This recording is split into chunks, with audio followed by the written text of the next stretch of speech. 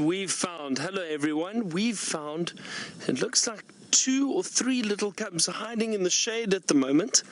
I can't really see, it looks just like it might be 2. And what a nice surprise this is. I'm not sure where the rest of them are though. Just the 2 in the shade, but I'm sure that the females and perhaps the rest of the cubs are in the.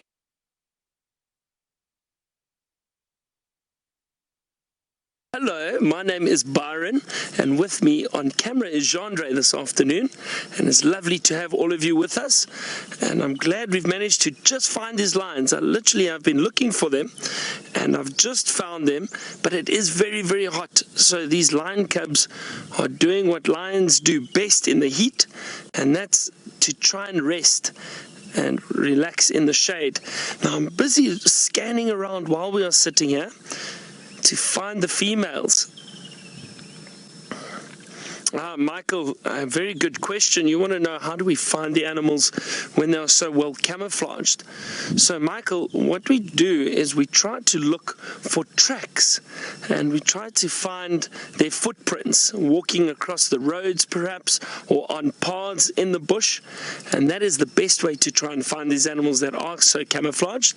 And also we try and keep a very, very good eye out. We look very, very carefully while we are driving, and if you spend a lot of time in nature and in the bush, you tend to pick up the animals a little bit easier. You know what to look for, and it might be easier to spot the animals than it usually is. But the camouflage does make it difficult, but it helps if we know where their tracks are and if we can follow them that way to try and find them.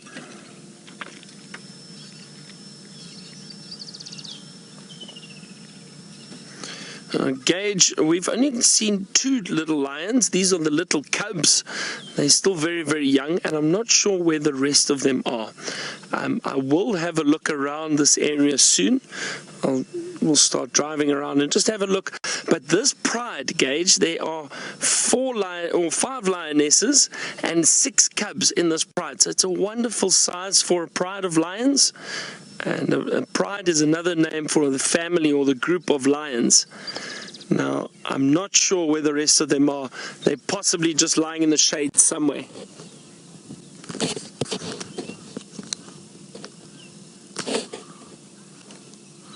Now, Avion, you'd like to know how old these lion cubs are. So these lion cubs are about 6 months old now. I think they were born, if I'm not mistaken, around June. So June, July, August, September, October, November, almost 7 months, between 6 and 7 months old. And they're still quite small, and they still rely so much on their mothers, on the female lions, to provide food for them.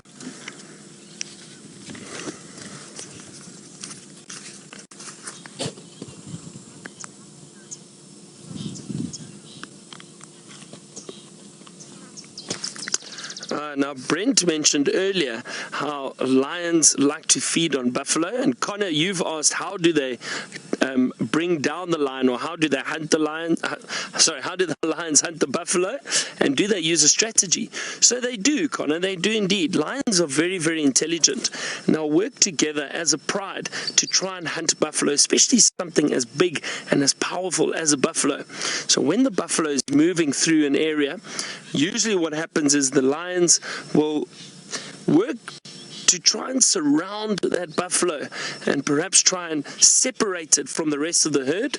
And then what happens is they'll try and run and pounce, and all of them will go together to try and pull that buffalo down and kill it and feed on it. It's not easy because a buffalo is very, very powerful, but it does take quite a bit of being very comfortable in the shade. It's probably much cooler under there than it is obviously in the sun, but it's still very, very hot for them, and that's why they don't move around too much during the day. They don't like the heat, just like us.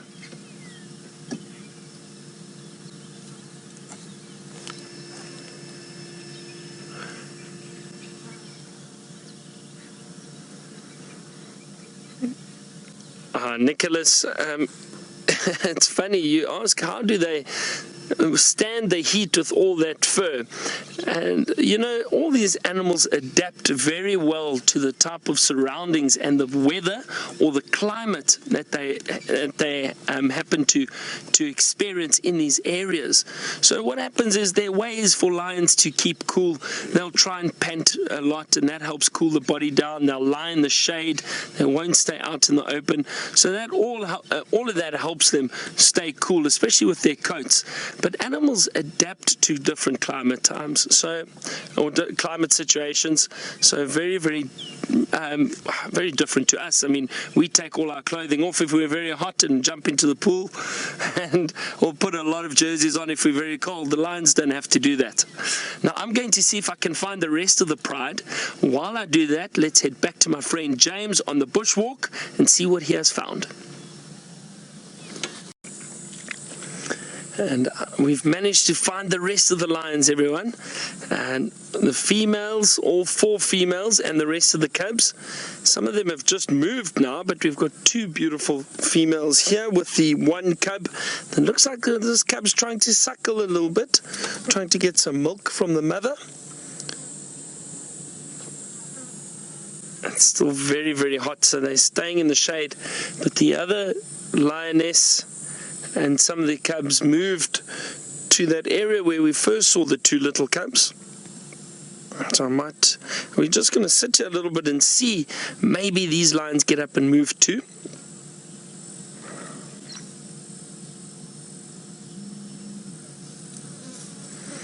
And the little male cubs don't have manes yet, like those big males that Brent has found. It's only when they get older, so from around the age of about or from 2 years old already, you can start seeing little bits of hair growing around the neck, but it won't be nearly as big as those big males that Brent has got. And usually from the age of about 4 or 5 years old, you'll start seeing the mane getting very, very big. And then the older they get, it does get a bit bigger and a bit thicker, but only from about 4 or 5 years old is when you start seeing those big manes. So not yet. These little cubs are still far too young to have big manes.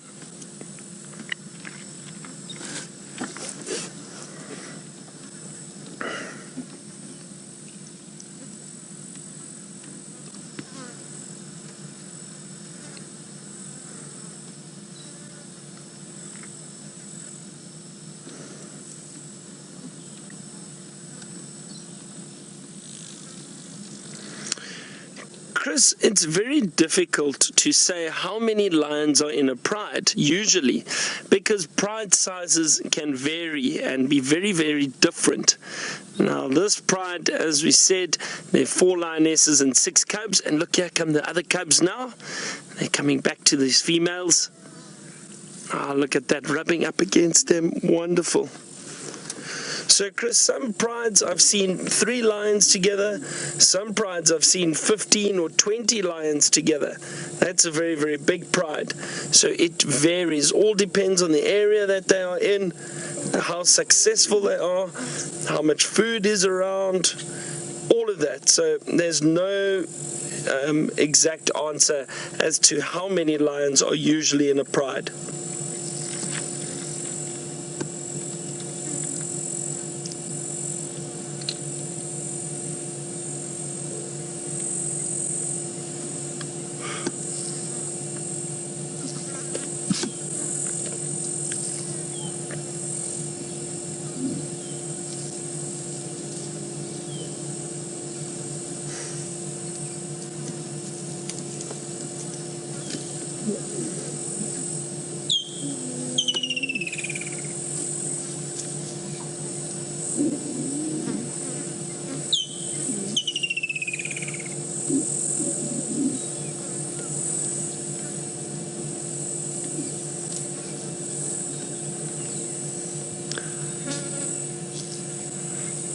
Now I can hear that, it's just stopped now, that woodland kingfisher that James said we must listen out for. We'll see if we can hear it again. Maybe it calls. I can't see it. They're very secretive little birds.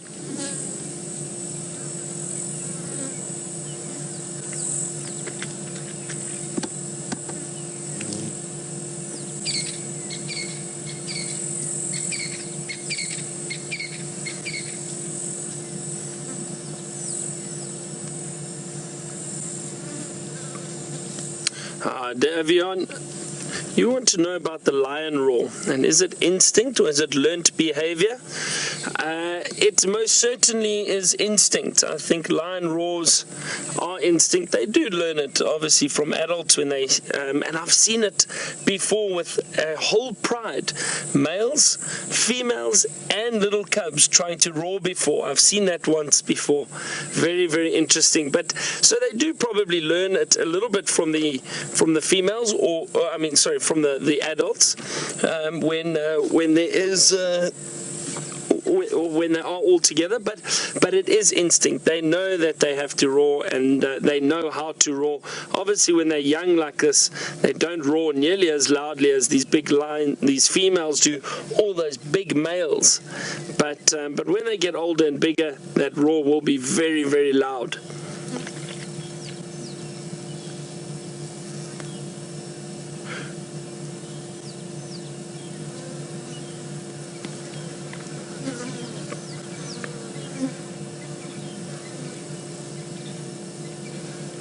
So, Owen, you want to know why do we call a group of lions a pride and not a pack? So, Owen, a pack, or the word pack, is usually referred to animals like dogs. So, a group of dogs, or any canine species, and that's the family that dogs belong to. They are known as pack animals. So, in this area, we have African wild dogs, and they are referred to as a pack. Also, if you perhaps have maybe jackal, it's often a pack of jackals if there are a few of them around. But the cats, because they are big cats, part of the feline family, and I'm not exactly sure where the name pride comes from, but that is the term given to lions specifically, not other cats. So it's only lions, big groups of lions, because they are social animals, and you always find them in big family groups.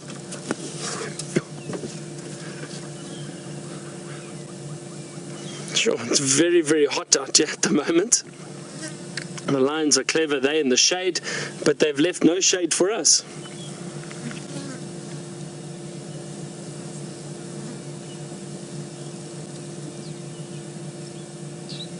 Cash, you'd like to know, is there a queen lion? Because often you've heard the term that the males are the kings of the jungle, the king of the jungle.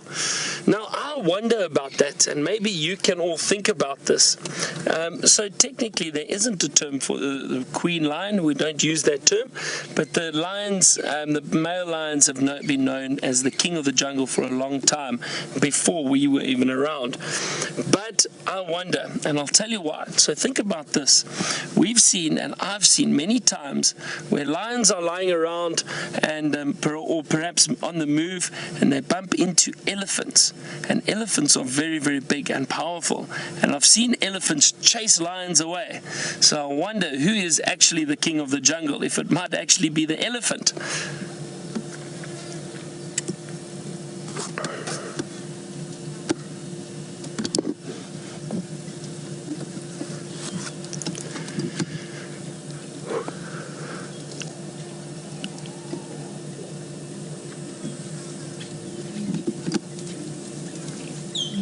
At least there's a bit of movement from these lions.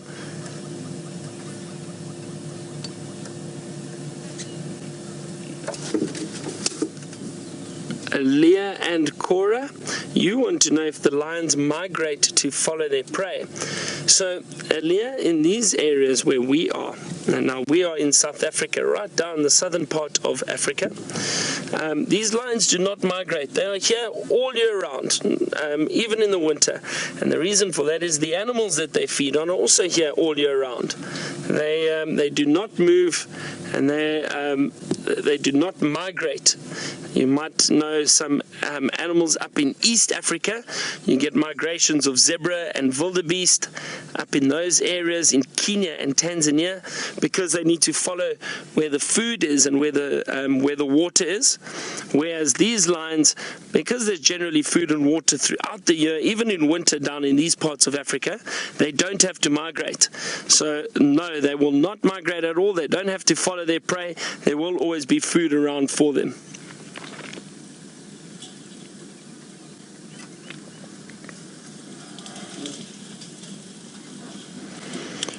Alexis, you want to know if female lions are calmer than the male lions. Now, that's it depends. I think if you had to get too close to these little cubs, no, they won't be calm at all. They'll be very aggressive. But generally speaking, the males are a bit more aggressive. They are more powerful than the females, and they can be aggressive, especially when they get to a kill. If there's food for them, they fight amongst themselves to feed on the best food. But these females will definitely be quite aggressive too if you do threaten them. Alright, we're going to see what these lions do if they move around some more. But while I do that, let's head back to James, who's on a big tree trunk. Now, these lions are not quite sleeping, everyone. They are just cleaning and grooming themselves. The cubs have been quite active, moving backwards and forwards between the different females. And around in the shade, but they are still fairly settled. I think because it is still so hot. I think all that's happened is they've split up a little bit. Some are lying about 30 or 40 meters behind us, and then a few of them are lying right here next to us.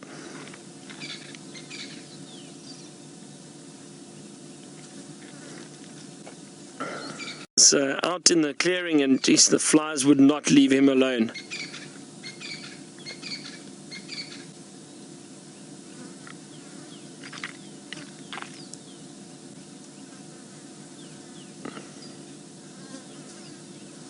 It's cleaning their paws. I wonder why they would be doing that now, because I mean, I don't know when last they had a kill, but lions generally groom themselves quite regularly. Maybe try and get little ticks that might be sitting around those paws with them walking through the long grass.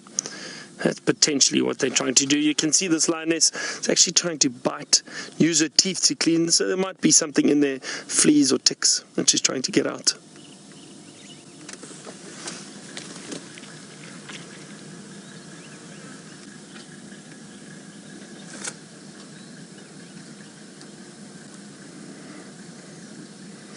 Dara, interesting question, and you wanted to know if a little cub is born with a hearing problem or an eyesight problem, does the pride abandon it? So usually, see, I don't really know, and I'll tell you why, is because all the cubs that I've seen, okay, let's start from the beginning. Actually, hang on, this one lioness is up. Let's just have a look. I'll get back to your question now, Dara. Let's just see what these lions do. I might just change position and lie in the shade there again.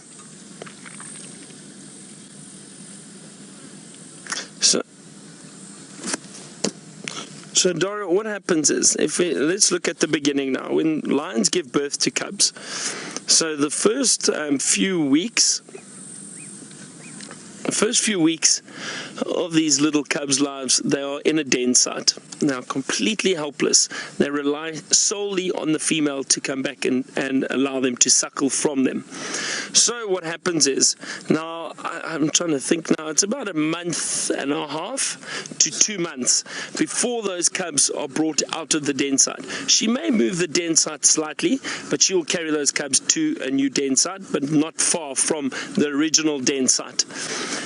But what happens then is, when she does decide to now move the cubs, usually the weaker ones, the ones that probably can't see or probably can't hear, when she arrives back and she contact calls for them to come out and suckle them, if those cubs are not able to get food or get milk and suckle from the female, they won't survive anyway. So it's a case of them not surviving rather than a case of them being abandoned. And again, I say I think, because a lot of the time we don't see that. When they're young and they're in the den, you very seldom see these little cubs unless they get brought out into an open, or perhaps onto the rocky outcrop where they might be hiding, or in a thicket, out of the thicket where they might be in a den around there. So I think it's more of a case of them just not getting enough food, rather than a case of them being in danger, abandoned.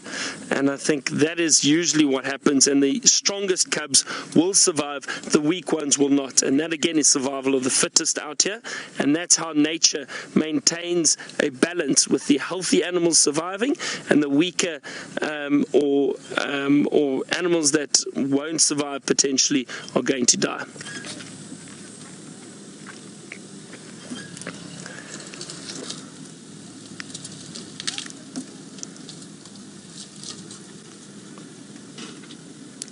Now, these lions, to be honest, I don't think they're going to move anytime soon. Even though their heads are up, it's very, very warm. I mean, I could be mistaken, and it's always a tough call if they're going to move or not. Trevor, you wanted to know if the lions are immune or other animals are immune to tick bite fever. I've never seen or heard of lions contracting tick bite fever. They do build up an immunity to the ticks to an extent. Some animals, if the ticks really infest them completely, they can suffer some serious damage from the ticks rather than an actual tick bite fever like we contract from ticks. But I've never seen lions be harmed by ticks or anything like that. All the animals get them, they build up an immunity, and it usually doesn't affect them like it affects us.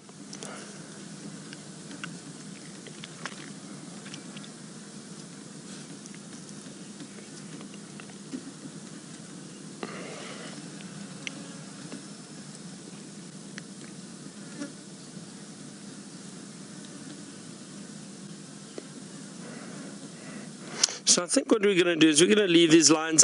Like I said, I don't think they're going to move anytime soon. It's still very, very warm. They're enjoying the shade. There's a bit of a cool breeze here. So I'm going to move out. We can potentially try and come back later, or maybe also try for those males a bit later, depending where Brent is. But while we do that, let's head back to James. It's all great to have James back and see what little creature he has got for us.